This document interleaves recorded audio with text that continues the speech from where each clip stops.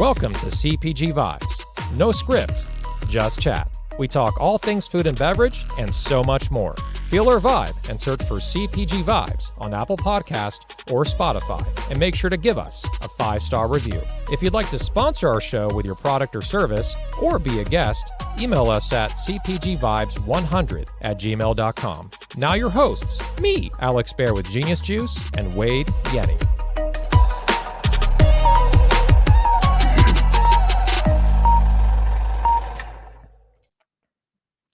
All right, welcome to episode 93, which is the year the Kings went to the finals and lost to the Montreal Canadiens of CPG Vibes. Just had to throw that in there. Wade, how you doing, buddy? I'm doing good. I thought the Kings, I was thinking of Chris Webber and Vlade Divac, but evidently I'm in the wrong sport. You're talking hockey. Wayne Gretzky, right? Wayne Gretzky, Kelly Rudy, Marty McSorley, Luc Robitaille, all those guys. You lost me at Wayne Gretzky, but no, that's good. I'm from Ohio, and until I don't know what year it was, we did not have a hockey team. We had, but they have the Columbus Blue Jackets now, so that's a thing in Ohio now. It wasn't then. I remember the Columbus Blue Jackets. Those are the guys. No. I'm thinking of the St. Louis Blues. But very quick story behind that is my dad is an enormous hockey fan, and so he was in Philadelphia. You know, the Philadelphia Flyers, which are very famous, the Broad Street Bullies. That reputation where you go to a fight and a hockey game breaks out. That's where the joke came from. Right. So when my parents moved to LA, because I'm in Los Angeles, he started buying season tickets for the Kings, the LA Kings, from early 80s, like late 70s, early 80s. 14, 15 years of watching them. They finally made it to the Stanley Cup, 1993. They lost in the Stanley Cup.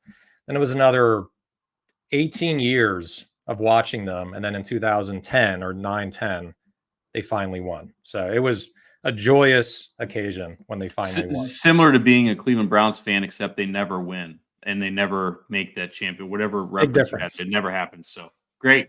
Alex, why do you watch? Because I like pain and suffering. Rumor has it we have a couple guests to bring on today. Is that right? We do. We do have a few. We have a few. Couple means two. Few means three, right? 3 is a crowd. 4 is a crowd. Yes. 5 is a crowd. Yeah. So before we bring them on, because we don't want to delay that with our babble about the LA Kings. A few laundry list items to talk about. If you'd like to sponsor our show, make sure to email cpgvibes100@gmail.com. If you'd like to be a guest on our show, which we're doing less and less guests and more segments and specials, just like this one. We have a buyer's spotlight today, which is different from just guests. I mean, these are the royal guests are here today, the knowledgeable guys and gals. So they know what they're doing.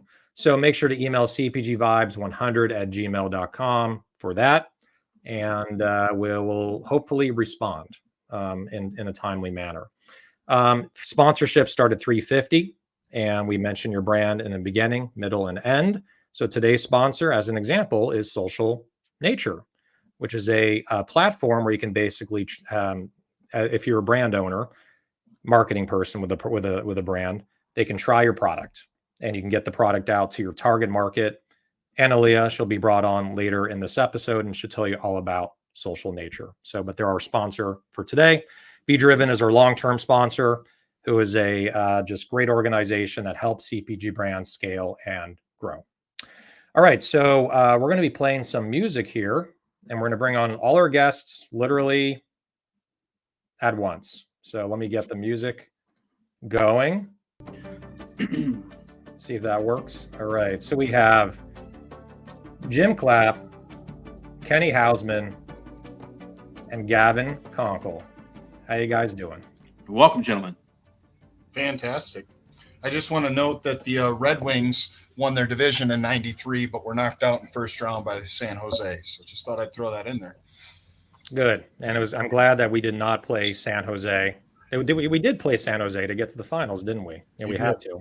There are arch rivals for sure. Yeah. If you go to any game in San Jose and you're dressed in a Kings jersey, you're lucky to make it to your seat. That's kind of how it goes. All right, so wait, I'm going to pass it to you, the baton, or the torch, I should say.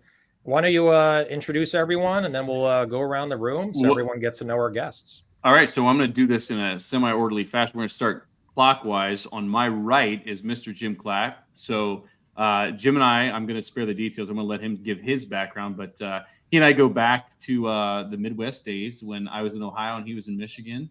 And I've known him for well over, at this point, I'm not going to say how many years, because age is both. But let's just say we've worked together as customer and supplier, and we worked together as supervisor subordinate. We've spent a lot of time together over the years. Jim, welcome.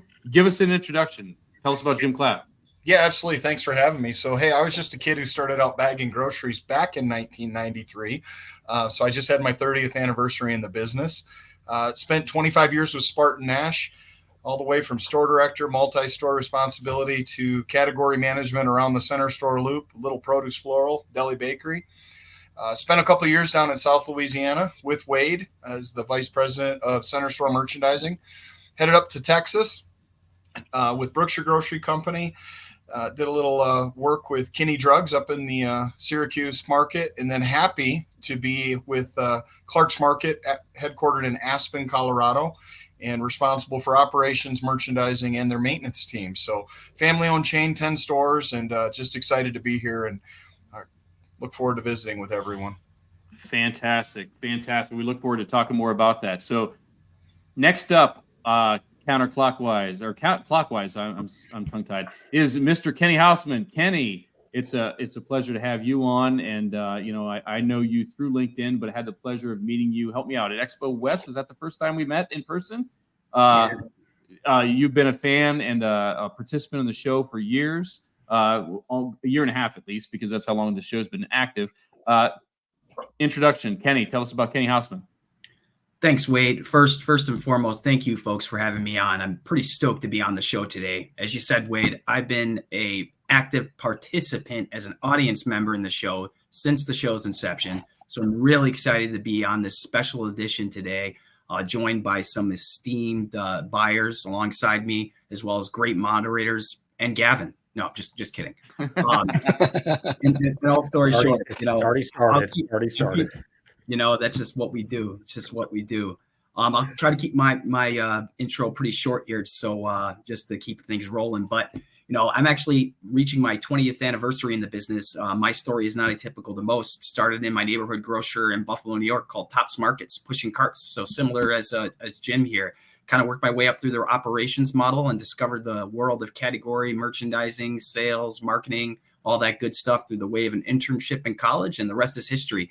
Kind of classically got trained in the world of category management at Tops, did the same center store loop chain as Jim, and my last role with them was managing natural and organics wall to wall, which if folks don't know, typically a conventional position retailer, they usually have one team that's kind of responsible in the development of that business. So it was a really unique opportunity to work on both my passions, both CPG retail and as well as health and wellness. So it was just a really great opportunity. Decided I wanted to experience new things, so I had a short sojourn in St. Louis, but then soon found Fresh Time Market back in 2017, 2018, and it was my first stint with them, and had a great opportunity to kind of get in that next stage of their life cycle, just coming off that upstart mode. Had a really good opportunity to continue to blossom in my career, continue to get exposure to different center store categories. In fact, I was leading the grocery team at one point in given time with them. And then, it was just, for me, I'm a student of the world, wanted to experience new things. And for the last 2 years, I was actually with Foodland in Hawaii. So that was a very unique experience, kind of getting back to my roots, going back to conventional grocery, but still managing the natural Oregon specialty business. Long story short, great experience out there, super humbled and honored to be able to have had that experience and work for such a great company. But my wife and I were looking to get closer to friends and family. So we moved back to the Midwest and running it back with Fresh Time again, which I'm pretty excited about, and managing a different area of business. So leading what we call the natural living merchant team, which is non-foods, general merchandise, body care, and vitamins. So just looking forward to the dialogue we're going to have today. And I appreciate you folks having me on. Awesome. Great stuff, Kenny. Glad to have you here. Last and certainly not least, and Kenny and I have only known each other a couple years, but Jim I've known for several decades. Gavin I've not known for a decade, but what I will say is I'm very, very lucky to say of everyone in the panel here. I consider well, all of you close friends, but when looking at when I need to text somebody, when I need to shoot some shit or just vent, there's a couple people on this panel that they're on the short list, and Gavin Conkle is definitely one of them. Gavin, welcome to the show, buddy. It's good to see you. Not like I haven't talked to you 3 or 4 times this week already. Introduce yourself. Tell us about yourself, Gavin. Well, I just want to first start and say, Kenny, you had a pretty long introduction, so thank you for that. I thought you were going to keep it short, kept it pretty long, so going to give it right back to you there. My background's a little bit different than everybody else's. I grew up on a 600-cow dairy farm in Michigan. I went to college for food and CPG marketing, stayed in the dairy business for about 4 years right out of college, and wanted to make my parents proud and worked for Prairie Farms. Was an account manager, sales manager, all those good things. And then that led me to actually Fresh Time Farmers Markets, where I was the dairy and frozen category manager for a couple of years, predating Kenny. But getting to work with his boss, Jonathan, over there, and met some really awesome people. That was my first awesome experience into retail category management. I had studied that in school, and I've always been super analytical, super data driven, which I think is very important for every single business out there, to understand how your product sells in store and velocity, units per week, all that kind of stuff. Like, it all tells a really fascinating story, especially for your consumer at store level. I then moved on and did some things on the brand side, and then I helped restart Earth Fare all over again back in 2020 during the pandemic, and we got 27 stores up off the ground in about a year and a half during that more or less miserable time in retail and distribution and all that kind of stuff. But now I'm still on the brand side as vice president of sales, but I still have a passion for data. I still have a passion for category management, trends in the food and CPG industry. Awesome. And Gavin is correct me if I'm wrong, Gavin, multi-time guest on the show, if I'm not mistaken, right? It's been more than once. I was actually going to mention that. I don't want to humble brag too much, but yeah, this is my 3rd time, so I'm definitely on a leaderboard. I don't know where I'm at on that leaderboard, but I was going to say this. We're going to have to start giving out coats like the Saturday Night Live guys give out coats after you have so many, right? I mean, we're getting up there. You're up in the running, Gavin. So pleasure to have you all here. Alex, I don't know. We've got a plethora of guys here. What do you think? How do you want to start things off? Yeah, thank you for passing the hardest thing on to me, starting the show. I'm just giving you shit. Okay. So I would say I think a good place to start is to talk about what's going on in our industry, and then just category reviews and also just brands that you like, or brands you've seen, or I think more categories and what is growing. So I think especially how it relates to all the founders and owners and marketing people and salespeople that are tuning in, they're really curious about what's going on in your head on what categories are hot, where it's going, what's going to be big in 2024. What you really want to bring on the shelf in 2024, more so predictions. So I'm gonna pass it to I think to Kenny first. And again, I want to mention too that Wade was a center VP of center store, right? Yep. Currently, I was gonna say I can give the rundown real quick, but yeah, I've spent the last 20 years plus in grocery, in various capacities, in conventional, natural, specialty. Director of center store, senior director of center store, you name a category, much like Jim, I've probably managed it in one way or another. I currently oversee everything in grocery, dairy, frozen, bulk candy, coffee. So yeah, I'm right here with these fellas as far as the retail background, and then currently still in the space. So let's have it. Let's go. Exactly. And then you were a buyer at Jimbo's as well, category, just really overseeing basically half of the grocery set, for Jimbo's. And same thing there, grocery, dairy, frozen, same thing there. Yep. Exactly. It's all under that umbrella. And Jimbo's, great chain, 4 locations. That's in sunny San Diego. So that question is really directed at everyone in this room, and we can start with whoever wants to jump in, which is, let's start with predictions for 2024. What's going to be hot? What's going to continue growing? And what categories are you really looking at that you really want to focus on? So I think you wanted to start with Kenny, though, right? And let's start with Kenny. Yep. Yes. Good. Man, that's a big question, Alex. So, well, I would tell you in terms of, trends, and just we'll start there, like macro trends and what we're starting to see. I mean, I think from just overall, obviously functionality, functional ingredients, things to that nature. In our space, it's all about how does it fit within a particular customer's lifestyle in all stages.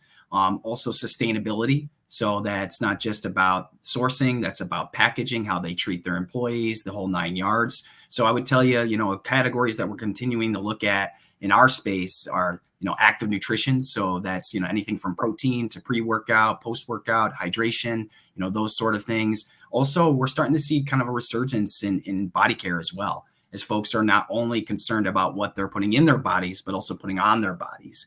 And speaking of overall wellness, also mental health as well. So we think about just functional and all those other good things, supplements that are, promoting anywhere between, gut health to overall cognitive health. So that's kind of a quick way to answer that question, but those are the macro trends and kind of the areas that we're looking to. And it kind of bleeds over to the food side as well. We're starting to see that come across, whether it's beverages or snacks, and just how that all kind of plays out. So those are really kind of what I see are some of the macro trends, in the space. But I'd be really interested to see what Jim is seeing in his space as well.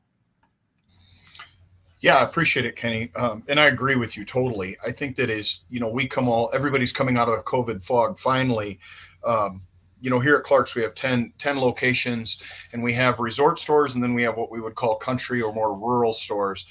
And you can clearly tell that there is a huge push more internally for customer experience versus customer service. So I always want to highlight that trend. I think we have to get past as retailers and merchants what services and what experiences, and how that ties back to being the best, especially natural, organic, and better for you, but yet not alienating that conventional customer.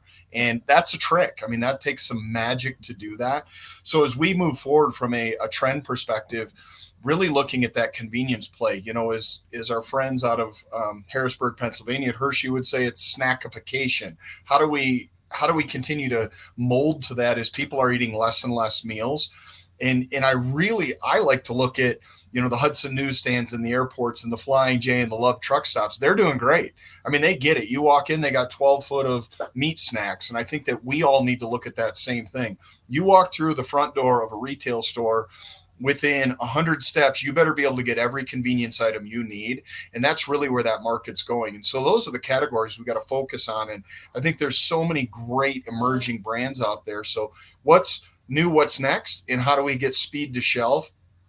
Not only from bars, but also snacking. Shout out to Mark Samuels at iWan. He does a fantastic job with his lineup. But then also meat snacks is we look to be first to market as everything we do. But really, to me, those are those great those trends, and that macro trend of that convenience and snacking is really where it's at as we move forward. I wanted to just jump in as well, and I'll turn it to Gavin. The functionality, right? Like these functional foods, beverages, then you have just types of foods or snacks.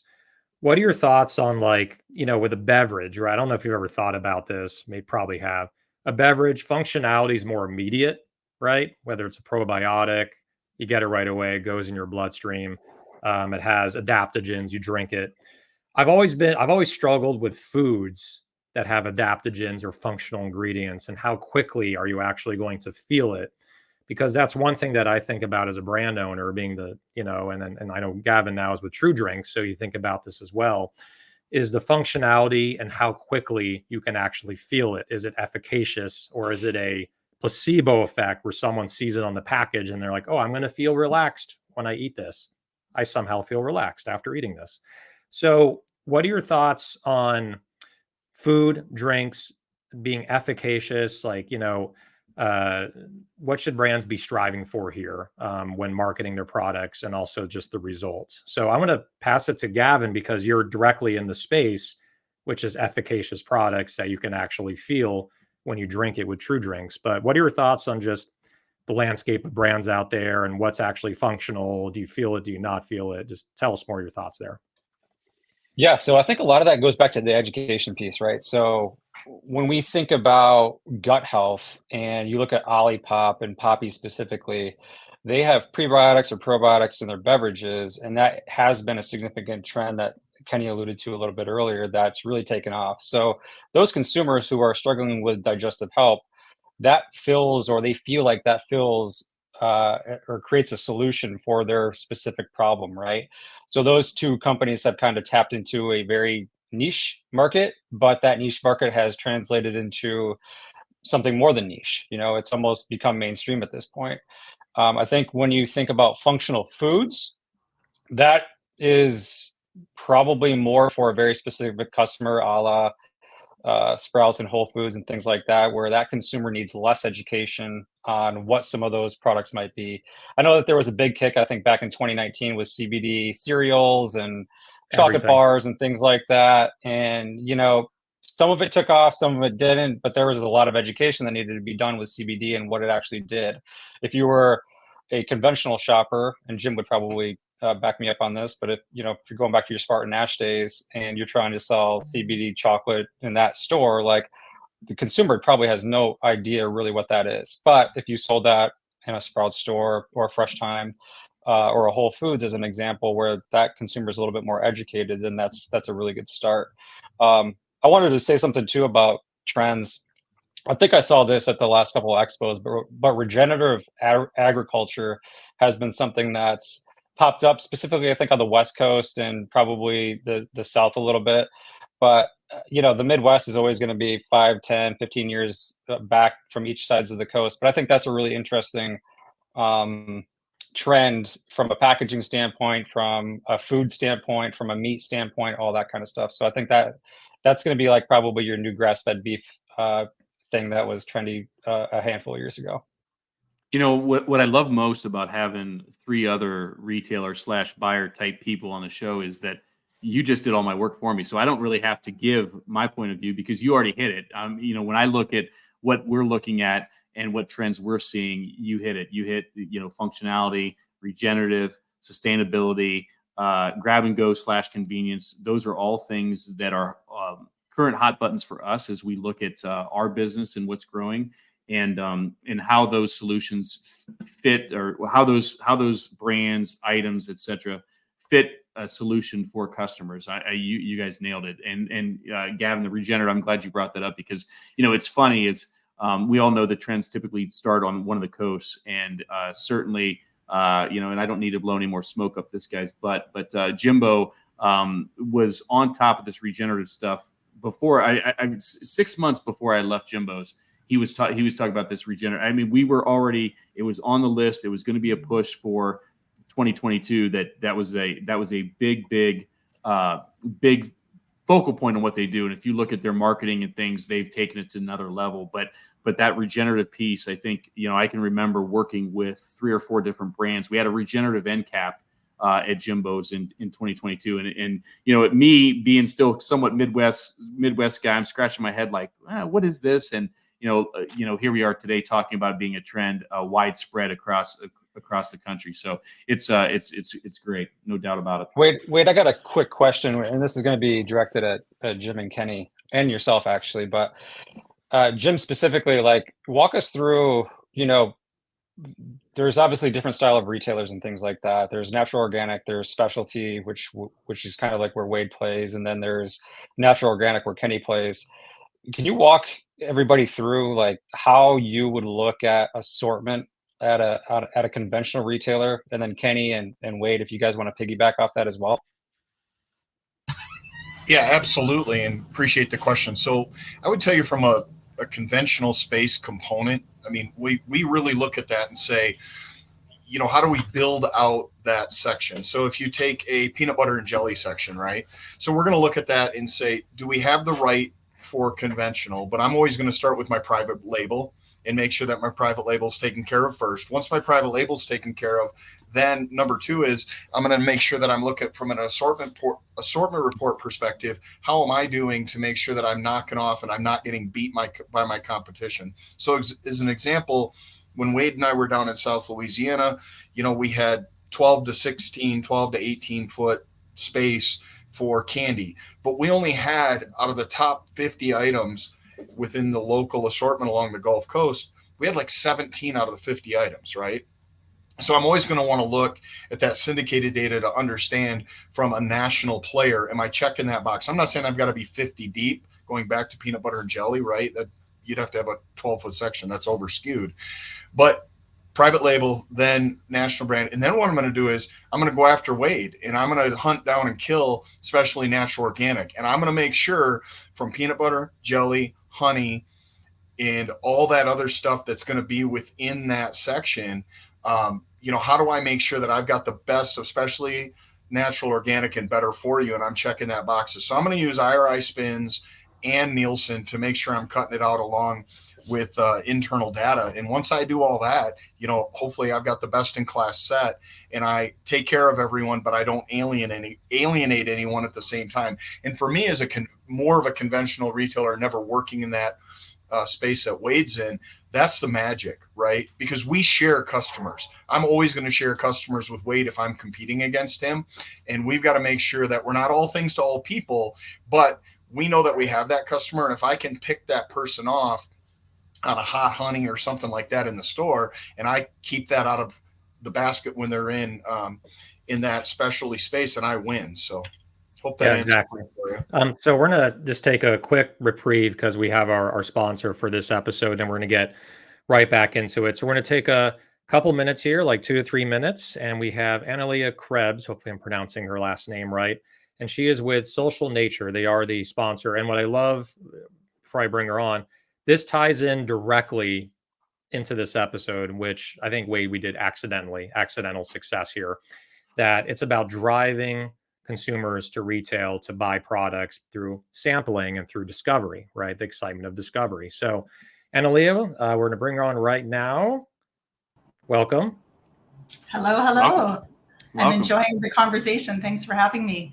So I'm the founder of Social Nature, and a great introduction. Thank you. Couldn't have said it better myself. We are really passionate at Social Nature about helping emerging brands win at retail. This is why our team gets up every single morning, and really what drives us. We really think about the journey that a brand goes through when they first get on the shelf. You just got your new wellness beverage on the shelf at one of these fine local retailers that we have on the show today. And there's one small problem. Nobody knows you're there. People are walking by you. Maybe you're even slotted in at the bottom of the shelf. Maybe you got so lucky to get, eye level placement, but nobody knows you're there. And so, what are your options? You can definitely leverage, the in-store demo programs, any loyalty programs that the retailers themselves may have. That's a great starting point. If you want to reach additional shoppers and get them into those retailers to discover your products on the shelf and have them be your guaranteed target consumer, that, wellness shopper that is has been known to purchase functional beverages, that's where you tap into a community like Social Nature. So we have a community of over 1 million shoppers that you can target not only by what they buy, what their health goals are, their demographics, but also by the retailer they live near and shop at. So we have brands literally uploading their store lists, and we're targeting shoppers that shop at those specific, zip code store addresses and sending them through those stores' doors to discover their product on the shelf with a special offer. And so we have some brands doing 100% cashback offers. Other times they're just doing a discount offer. It's up to the brand. I will say that one of the interesting use cases, besides supporting new store listings, supporting new product launches, is actually preparing for buyer category reviews. And where we can support that is asking specific questions to the consumer when the product is on offer on socialnature.com to kind of better understand not only who that consumer is, what product attribute they're most interested in, why they clicked on the product offer, Are they currently shopping in the category? How often are they shopping? Is this going to be an incremental purchase? Is it not? We can customize these questions. And the more that you understand what the buyers are looking for at that category review meeting, we can then use that to gain those insights and come to the table to that buyer meeting with some social proof, with product reviews and ratings for your products, with answers to some of these questions that surely they're going to have for you. And so that's been an emerging use case, I will say. It wasn't, what we went to market with, but it started to become an emerging use case as to how brands started to use our platform. So I thought that might be relevant to share in today's call. And for those, just you go to their website, and thank you, Analia, for just sharing literally from A to Z. And as you were talking, I'm like, I have a question about how this works. And then like a second later, you're answering the question that I was going to ask. So that's the best answer, is the question that was going to happen, but did not happen. So you can go to their website. You can see they work with a lot of, mid-sized brands, small brands, large brands. You got Bob's Red Mill, then you got Smarty Pants, you got Nut Milks here, you got health and beauty, you got food, you got beverage. And really the only thing I'll say, because I've spoken to Social Nature, they're based in Canada, but they do a lot of business in the US. It's really all about the discovery, like two things, discovery and feedback. Discovery on the product and the feedback on the product, which definitely gets you ready for the category reviews. And I found, just from a brand owner standpoint, it doesn't really matter it matters what I think, right, as a brand owner, but really truly matters what the customer thinks. And if the customer likes it, typically the category manager or the VP of purchasing is going to like it, because they follow what their customers like, because they want to increase sales in that slot. So Analia, thanks for joining us. If someone wants to get in touch with you or with Social Nature to sign up for this program, again, if you're a founder, owner, if you're a VP of sales, you can definitely utilize Social Nature's benefit and their service. What's the best way to reach out to you guys? Yeah, thank you. Just head on over to socialnature.com, hit me up on LinkedIn. You can find me at Analia Krebs, or send us an email just to marketing@socialnature.com, and we'll take good care of you. Cool. All right. And we'll mention you again at the very end, and we'll reiterate all those great things that Analia just said. And Analia, thank you for being a sponsor on our show today, and enjoy the weekend and Thanksgiving as well. Thanks so much. Thank you. Right.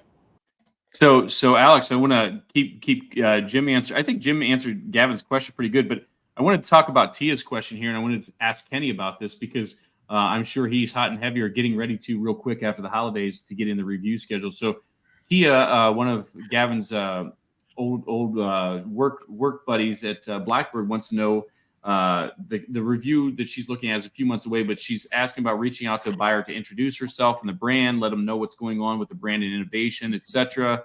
She's asking what the best way to get attention and hear how a buyer might be thinking about the category before a review. So Kenny, I know that's kind of a pointed question, and speaking from someone that's been in your shoes and is somewhat still in your shoes, how would you answer that? Yeah, this is a really good question. How do you get attention of a buyer? It's definitely an age-old question. I would say, in regards to the data and, kind of proving it out and introducing your brand, that still does go a long way. Even though the buyer doesn't necessarily respond right away, that does provide additional value to the buyer when they're starting to review their category. One of the reasons why buyers typically and category managers follow a specific schedule, there is a method to the madness, because at the end of the day, it allows the category manager or buyer to really effectively review their category. So what I mean by that is, assortment is the foundation of your business. However, it's not the only component of your business. So in a lot of the times when you're reviewing a category, you're not just looking at assortment, you're looking at space, you're potentially looking at merchandising, promotion, pricing, how you're going to position the category. And, I can speak for my team. We want to allow them the opportunity of time and the runway of time to be able to effectively do that. In addition to that, depending on how large the retailer is, you also need that runway of time from an execution standpoint. So if you're talking about a couple store chain, they could be a little bit more nimble, right? But if you're talking about a 70 store plus chain, there's time that needs to be had. You're talking about discontinuing items, you're talking about assortment changes, you're talking about gathering up resources and coordinating execution at store level. Because at the end of the day, we want to make sure specifically for us, that we can execute what we say we're going to execute upon. Now, I'll speak from both sides of my mouth as well. In our channel, specifically the natural channel, the lifeblood of our business is new and innovation. So that's where that data piece comes in, right? So we want to be able to incorporate new, but we don't have an infinite amount of space. So the more data that we can leverage and be able to utilize to really be thoughtful as it relates to innovation, that also helps. But at the same time, I always say you got to balance the art and the science, right? Leverage the data, but we also have to, as category managers, leverage our intuition and experience to incorporate new and, and innovation. So, that's kind of a long-winded answer to answer the question, but I think it provides a lot of detail as to the reasons why there could be a lengthy process. Yeah, and I think from the brand side, I want to get Gavin and Jim's input on that question as well, that you also have to select the right retailer that is a fit for your product. And, Genius Juice, I've said this on the show so many times, fall into that trap of just, let's go everywhere. Oh man, we can get a PO. We got revenue going. Great. Now we can tell the investors we have more revenue.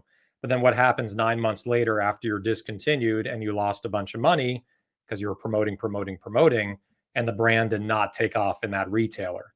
When you launch on a retailer, there's money that needs to be outlaid, whether it's a free fill or if there's no free fill, to market your product, to support the retailer, to get people to notice it and to buy it. And then once they notice and buy it and they become regular customers, you can kind of take your foot off the gas a little bit and not market as hard, because now you have loyal customers going in to buy it every day. But the key core issue that I see is going after retailers that just don't make sense, or it's not the right retailer for your product. So that ties into the question, which is, should you be reaching out at all? Right? That's the first question. Should you be reaching out at all? And you got to ask that fundamental, that existential question, and do your research. Do your research on the retailer, right? And Wade, you've said this many times. Is the buyer that goes in there the buyer that's the right buyer for you, that's going to get your product organically? Just, they're going to understand it and they're going to take it off the shelf. And the key mistake that we made, and I'll mention the case study and then I'll shut up after this, was Publix, right? Publix is a fantastic retailer, fantastic. And I thought because people are in Florida, it's tropics, people love coconut water, they're going to love our coconut smoothie. But the one thing I failed to research is people like more refreshing products in Florida because it's so damn hot there. A smoothie is very thick, so it doesn't do as well in that region, or at least in those stores.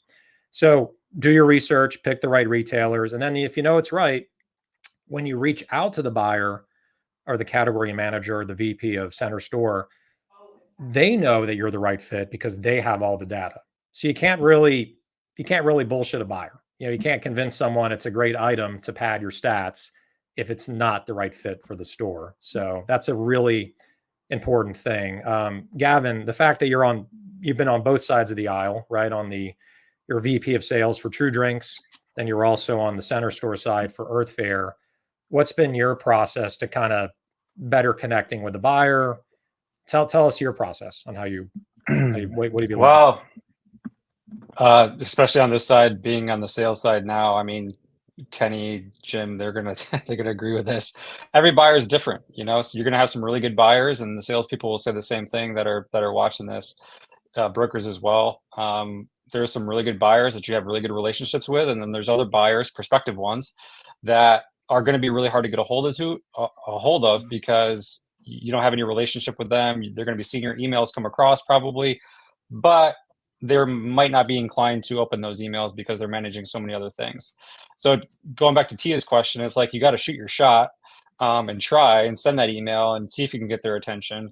But also, what I would suggest is trying to find a colleague that you've worked with or went to a food show with or whatever, and see if you have a mutual connections and you can get a mutual introduction, a soft intro. That usually goes a long way to at least getting a response back. Alex, your question or statement on retailers and fits and all that kind of stuff. I think everybody really needs to understand what their product is, where their product can be merchandised, and which retailers they're going to win at and which ones they're not going to win at. Everybody's going to go through trials and tribulations on that. There's obviously hundreds and thousands of brands that try to go into all locations all at the same time. and then fail because, you know, it sold really good in conventional and it didn't sell in natural, or vice versa, or it's a demographic play, kind of similar to your product, Alex. It didn't work in the Southeast. Doesn't mean it doesn't fit there. It just didn't fit at Publix because it's just probably not ultimately the right demographic. But Publix is a great retailer. But where you see success in the Southwest market, product fits great. So people, I think, really just need to ask themselves a lot of questions rhetorically. Is my product a fit here? Why? And if you start saying yes, yes, yes, you're probably a fit. But if you start having second thoughts like, you know, we're approaching Wakefern or ShopRite or whatever, and I don't know, if you start having those conversations, you're probably not a fit, not today. And then you'll learn that the hard way and spend a ton of money and just to get discontinued or for it not to work out. Spot on. Spot on. So I want to kind of pivot back to Jim on kind of the same question just for a second, because, you know, our audience might not be too familiar with Clark's. As far as category reviews, does Clark's do formal category reviews? What's your perspective as it pertains to your current role? Yeah, it's a great question, Wade. And so Clark's currently, you know, we're predominantly supplied by AFS out of Salt Lake City, great co-op wholesaler, and then huge partnership with KeHE. So we really rely on them. We have a very what I would call flat and lean structure. So on my team, I've got a director of food service and director of meat and seafood. And, you know, I kind of fill in the gap for all of center store and produce, right? So we really aren't in what you would call a category review process per se, but we're using the data from both KeHE and, you know, AFS out of Salt Lake to make those decisions. We're opening a store right now in Crested Butte. We're the only store within an hour. So 12,000 square foot store right in the valley of a mountain, beautiful ski resort. And, you know, we're trying to figure out how to get everything into 12,000 square feet. You can only imagine, you know, the awesome volume that store does. So we're using all the data we can to make those decisions as we build custom planograms for that store, and the store opens in 4 weeks, right? So we're just about finished up. So I hope that answered. I do want to jump back a little bit to Kenny, because I think for me, just jumping back to Tia's question earlier, is it's very important for the CPG folks to understand the 5 Ps plus 1. So I always like to add, you know, we all know product, price, place, promotion, but you also need to understand the psychology. And if you don't know the psychology of what your product is, what it means not only to the retailer and the consumer, I don't really want to deal with you, and I'm not going to put you on the shelf. The second piece is have a plan. I can't tell you how many meetings over the years I've sat down with, and you're basically writing out the first 12-month plan for the CPG company or the broker or whatever. I mean, walk in and know that you got to have a plan to keep that product on the shelf for 12 months. Because at 9 months, I'm going to review it. And if it's not working, I'm booting you. So you better have a plan for 12 months, and you better have that ahead of time. And then the last piece is no doesn't mean never. Don't email bomb people. Like Gavin is on point. Figure out a way to get a cell phone number and get a quick phone call, and don't waste their time, but have your elevator speech ready. Because I can't tell you how many countless times I'd be talking to a colleague and they're like deleting emails, and they're like, yeah, all these people keep sending me the newest salsa, dog treat, chemical. And it's just, they're inundated, right? So, I mean, I think as merchants and retailers, we need to reply and say, no, thank you, or hit me up, you know, a month or 2 months from now. But remember, category review is a 26-week process, right? You got to follow that calendar, and don't email bomb me, because I'm not going to listen to that. I mean, I'm going to piggyback off this really quick, because, like, obviously being at Fresh Time and Earth Fair, you do see your fair share of salespeople email bomb you a lot. And I can't tell you how, like, annoying that is. Obviously, on our side and the buyer side, we should be replying, but we don't just review new items all day, right? Like, we got stores to take care of, we got distribution to take care of, we got ads to write, all that good stuff. With that being said, if someone doesn't reply after the third email, they're probably really busy, not interested. And then if we run into you at a food show and you literally emailed us 26 times in a calendar year, we're not going to give you the time of day anyways. Like, it's just going to be one of those things where it's like, bro, like, you screwed up, you know? And I know that's your job, but at the end of the day, like, you got to be able to read the room a little bit, but we're at fault as well. Yeah. I think we've talked a lot about this, Wade, also just one-on-one on our show. And, where Gavin's now in the sales aisle, right? And then, I'm with Genius Juice. It's really hard for founders because we're so passionate. And that's like, I've made that mistake before, honestly, right? I won't say which buyer. It's not a buyer that's on here, obviously, or maybe they probably wouldn't be on the show. But it was he actually moved on. He's no longer a buyer. Hopefully it wasn't my fault. And I just emailed him every month. It wasn't a bomb per se, but to me, that frequency is still too much for someone that's not responding to you. If they're responding and say, email me next month, email away, And so this happened about 5 years ago, right? I really wanted to get into this retailer. And I realized that there's a lot of social equity in this business. I call it social equity, where if you upset someone, piss them off, it's more like you don't respect their time or their space. That could come back and will haunt you for years. And it does. And it's not like, the category manager, the buyer's, openly mad at you. It's just, they have so many things going on. They just move you to the side because you're taking too much of their time and not being respectful of their time. So as a founder, right, and there's a lot of founders listening in, it's how to harness your passion and like control that and not come across too strong or aggressive, because less is more, just like anything in this world. Less is more. Communicate less, be very to the point, whether it's at a trade show or in an email. If they don't respond 3 times, maybe don't email them for 6 months. Don't email them for the year. It's a long game. Building a brand and your business is a long game, and it takes a lot of time, and timing is everything. Maybe they really want your product, but the timing is off. Maybe they're going through a new store renovation. Who knows? Maybe they're switching roles. You don't know what's going on in their world. So be respectful of that. Don't push too hard, because sometimes you only got one shot. So, yeah. I would say pivot to really quick, Wade, like utilize their distribution partner, whether it's KeHE, Unified, Chex Foods, whatever it is. Like, reach out to their account manager and try to build a relationship up with them, because that account manager is probably meeting with that buyer once a week or multiple times a month. You can leverage that. The broker is a huge resource for the buyer. I can't stress that enough. Being on the buying desk, good broker will be a buyer's best friend. They should make their buyers' jobs significantly less stressful and significantly easier. And Alex, I just want to say congratulations on the 93 episodes, you two. I've tuned in for well over half of them. You guys have done an amazing job bringing the community together. Thank you. And we got to say, what better way to thank us? Thank you, Gavin. That's a great way to thank us. A second way to thank us is giving us 5 stars on Apple Podcast. Just had to throw that in there. You kind of set that up for me, Gavin. So thank you. All right. So we're actually close to being at the end of the show. So Wade, shall we go into our next segment here? We should, but real quick, I just want to kind of summarize real quick. Sure. So if you take our three guests this week and myself, between us, we probably have at least a dozen plus retailers that we worked with, right? Or for. And so if you're not hearing a recurring theme as far as what to do or what not to do, rewind, go back and listen again. I mean, it's right. It's and it's not a woe is me. No means no doesn't mean never. You hear the same things, right? If you go back and listen to past episodes, a lot of what you're hearing today is the things we've talked about before. But it's great to hear it from different people's, aside from me speaking my piece, which I've done plenty.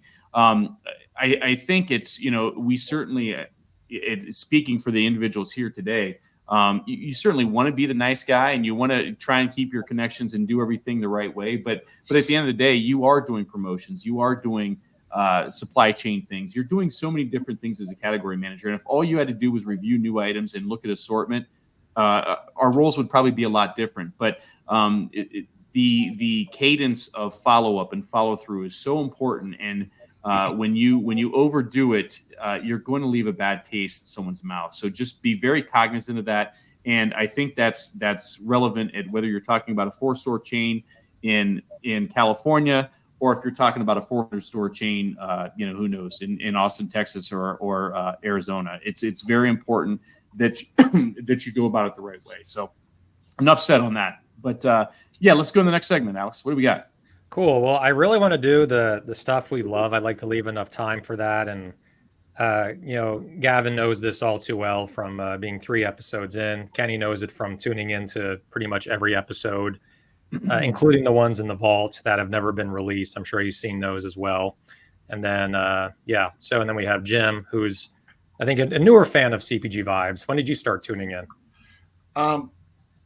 Yeah, I mean, I've gotten in off and on, with Wade, watching him post on LinkedIn. So let me just, if I can, just real quick, I'm going to tell a quick story for everybody in CPG, because this should help you. I'm going to bring up Mark Samuels in Iwan Snacks, right? So I found Mark on LinkedIn, and he just posted about his stuff, where it was at. And I just direct messaged him. And I was like, hey, man, can I get a bag of your stuff to try it? And he sent it to me. And to date, we've put his product in almost 400 doors. And you know what? Mark is filled with integrity, does what he says he's going to do, tells it like it is, isn't pushy.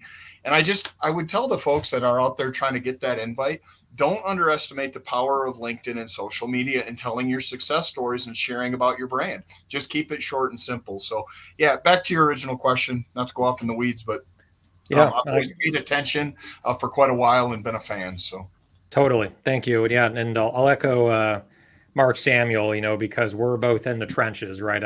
He's a founder and I'm a founder. Mm-hmm. And so we talk all the time about the challenges and difficulties, which is a whole other episode, in this business, and how to survive and how to keep your margins intact. And Mark is not only a true friend of mine, but also just a great resource where he knows so much, and you can just call him up, vent, he'll listen. And he offers really, really great advice. And yeah, his sales strategy is great. Like, he's never high pressure. He's very kind of a softball, and that's how he really does business, and it works. So, and he has, I will say too, I got to do the plug, because I know we can go on and on. His crisps just came out. I don't know if he emailed you on that, but he's sending me samples next week, which whenever he says he's sending me samples, like you said, Jim, he does it. He actually sends samples. Yep. And I heard they're phenomenal. So I can't wait to try them. Have you gotten those samples yet? Or I haven't, but I would tell you, I agree with you, but I'm going back to this, and I consider Mark a friend too. And I've had Saturday and Sunday conversations with Mark. He's fantastic.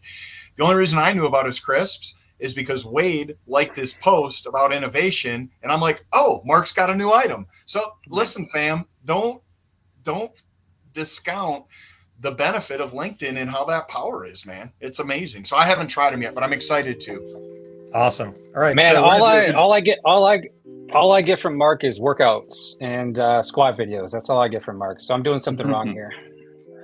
Yeah. Well, that's why you're so ripped, my friend. I was going to say, Gavin, that just speaks volumes. Yeah, exactly. It's working.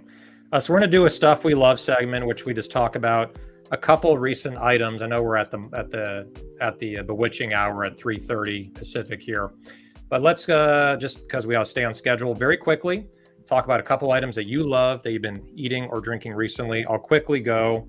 I'm just going to mention one because this is just a phenomenal product. It's called Little Sesame. It's I found it at Whole Foods and also at Sprouts locally. I think they're also in Mother's Market. And I'm in Southern California, and this is their Herbie jalapeno. It's just phenomenal. They sent me a free case, and 5, you think like 6 of these would take me like a couple weeks. It took like 4 days. We went through all of it, and now I buy it. So that's Little Sesame. I'm going to go counterclockwise. So Gavin.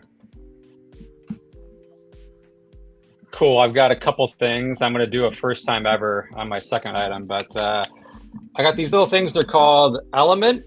You guys probably see this plugged on some podcasts and things like that. They're full of salt and nutrients and things like that. I love drinking these things in the morning. They definitely help me with energy and hydration and all that kind of stuff. And then the second thing is, I hate that I'm doing this. Some people are probably going to laugh. Thursday boots. I saw so many goddamn ads for this. I bought my first pair. Wow. $250. They're beautiful boots. Did not expect that. All right, you're That's kicking fantastic. ass over there with those boots, Gavin. That's fantastic. All right, Kenny. I'm going to keep it simple, fellas. One item. I got Country Life L-theanine. Promotes Nice. cognitive awareness, calm, and I'll leave it at that because I'm going to be DSHEA certified and just say the functionality of it. But really good stuff. That's great. That's great. I don't know that one. I know I talked about this, but I'm just going to say it again because I had one of these before we went on the air. I absolutely love this stuff. I love this stuff, and it's a call it a superfood beverage. It has the equivalent. I know I've said this before. The equivalent of 8 shots of wheatgrass in this stuff, and it is great. It is so delicious. Did you try it, Alex? I did not. I just know you said it's great. It's so stinking good. And I didn't put anything. I knew I was so ramped up for this. And I actually was talking to you, Alex, before the show, so I didn't have a chance to grab something out of my cupboard. This stuff is phenomenal. If you've not had this drink, you need to get it and you need to try it now. It's delicious and it's very, very functional. So, all right. Yeah, that's everything. What do you got? Yeah, no, I appreciate it. So I've got the Laura Chanel mango habanero goat cheese. So if you didn't know, I had it upside down. Sorry. It's fantastic. So we actually just did a food and wine tasting at our new store in Lowry, which is an amazing little neighborhood in Denver. If you're in the Denver market, go check it out. They actually trained all the B-17 bombers during World War II, and it's all been reconstructed. And so Tom Clark built a store right in the middle of the neighborhood. It's wonderful. But we just had Laura Chanel there, mango habanero. It's amazing. You actually make a little cheesecake out of it. I did the other night, go 50-50 with cream cheese and this. Nice. Colorado used to be the goat cheese capital of the world per se, but this is out of California. Laura's been all over the world and she just makes a phenomenal product. So I highly recommend it. Okay. Very cool. All right. So we're going to go into our next segment here and then we're going to end the episode. So guys, you're cool going a few minutes over? Everyone in the, okay. Say going once, going twice. All right. Cool. All right. So the prize, Annalie, I'm just going to bring you back on. I'm glad you're still in the waiting room because you can explain this better. She didn't think she was coming back, but she is. She's getting her money's worth here to talk about what the prize is. It is from Social Nature. So, Annalie, what is the prize for this week? I'm glad you brought me back because I have changed the prize in light of this session to actually be, and this is even higher value than the other prize. You guys are getting a good deal here. So it's $3,500 value. You can do, yeah, right? So a lucky brand owner or someone you want to refer will get this free consumer insights to prepare you for your next retail buyer meeting. So you'll get product reviews from community members in our community. You'll get custom survey questions where you can ask them anything that you would like. And then you can pack that all up and put it into your sales pitch deck and get your product on the shelf. So one lucky winner today. Wow. Okay. She just upped the game by 100. Feeling generous. It's Friday afternoon. Yeah. That's a really, really good prize. I almost wish I was not the co-host and I could win that prize. Okay. Cool. All right. So the question now, Wade, it's tough. We have a lot of people on, but I have the question because I know we're out of time. Yeah, no, you're good. You're good. We need to talk about Luke and also V driven. Yep. Okay. Yep. So V, I was just so deer in the headlights on that prize that I forgot I did not mention V driven. So V driven is basically, and I'm going to look it up here, but essentially, and I'll go off the cuff because I don't have my window open here. It's what we do all the time. No script, just chat. It's basically an organization to help CPG brands grow and scale. Luke Abbott is the CEO and founder. They do everything from master sales, where they have their team reach out to the category managers and the buyers, which is what Gavin mentioned, go through a broker, go through a master sales organization because they know the lay of the land. They do deduction management, which is also very, very important since there's a lot of deductions that can be fought and won.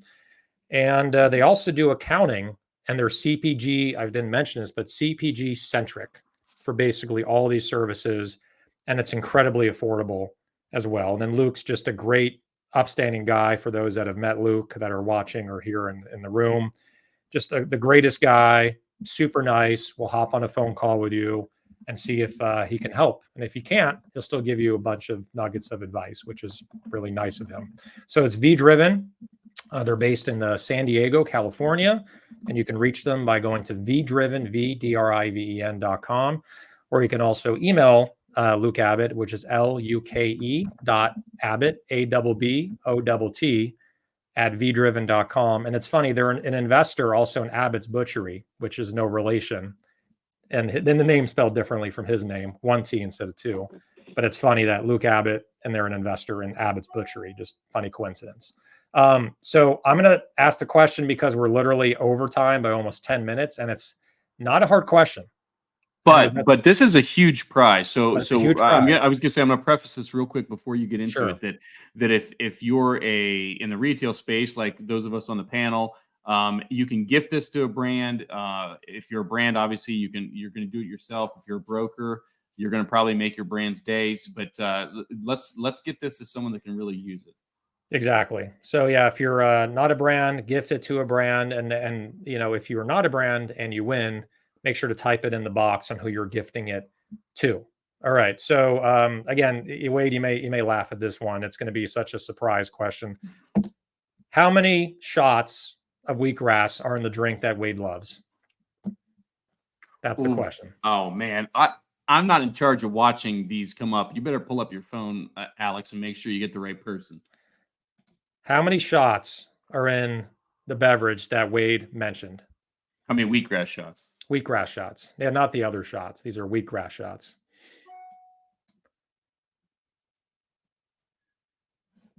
Ooh. Boom. I see.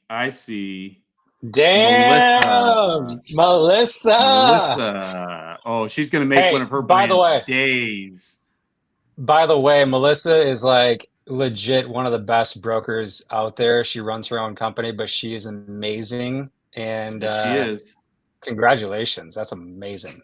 Well, Melissa, this is going to be like picking one of your kids, though. How are 35. How are you going to pick, Melissa? Wow. How are you going to pick one of your brands? Man, I don't want that job at all. Yeah, it's like damned if you do, damned if you don't, right? So Melissa, congratulations. Make sure to email cpgvibes100@gmail.com. We'll connect you with Analia and the team at Social Nature.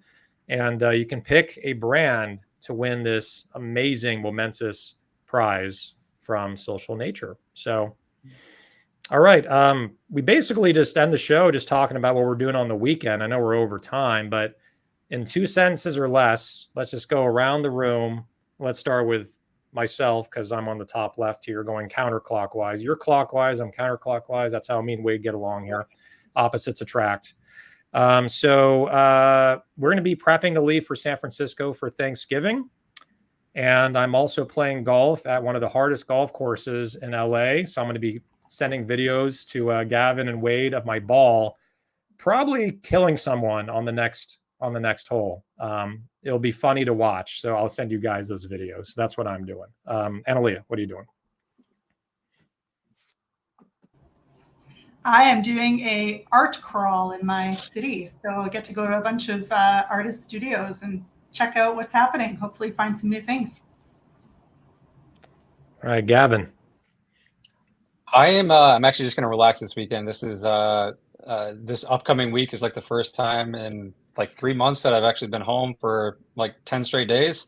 So just going to do a bunch of housework, yard work, all that good stuff, and probably smoke some meat. Smoke some meat, you said. I was going to say, make sure you enunciate there, Gavin. Yes. Meat. Sorry, MEAT. If you say it real fast, it could be, yeah. All right, Ken. Understood. Gonna focus on wellness this weekend. I'm trying to ramp back up. Got a marathon this spring, so trying to get the mileage up. So running, lifting, just trying to stay healthy. Right on. Right on. If you want to train is it after Expo West? The marathon? It's actually before Expo West. Oh, I was going to say I would help you train. Go to Mark Samuel's Rise and Shine, workout thing. He has that at Expo West every year. But anyway, still go. But it'll be after the marathon. Jim. Yeah, thank you again for having me on. Humbled by the experience. So tomorrow I'm going to be in Lowry. So any of the LinkedIn fam that's in the Denver market, stop in and see me. It's going to be amazing. The store is on fire. And then on Sunday, I'm going to hike up Rifle Falls and probably do about a 6-mile loop and check out some great views kind of just northwest of Aspen. So excited to do that. But it's going to be a great weekend. Awesome. And Wade, last but not least. My buddy's visiting from Ohio this weekend, so I'm gonna spend some time with him, just hanging out and catching up. And then got one work day before Alex. I head out your way. So while you head to NorCal, I'm going to be holding down the fort in SoCal. I fly out Tuesday morning to spend the holidays with our daughter there in Southern California, and probably going to try and rustle up the Jimbo's guys a little bit and tussle their hairs and give them a couple hugs and see some water and come back home before I head back out for Nosh Live the following week. So looking forward to it. We got a packed schedule, twice in California in 2 weeks, 2.5 weeks. It's going to be fun. And on that note, just a reminder, we're not having a show next week, Friday, because of we're observing the Thanksgiving holiday. And then the week after that, Wade will be at Nosh. So we're going to have a special guest co-host as well, which we will be announcing as we get closer. So everyone on here, thank you so much for being on, for sharing all the wisdom, and appreciate you spending the time. And Aaliyah, thank you for sponsoring the show. And everyone, you guys take care. Everyone watching, take good care. Thanks, guys. Take care, everyone.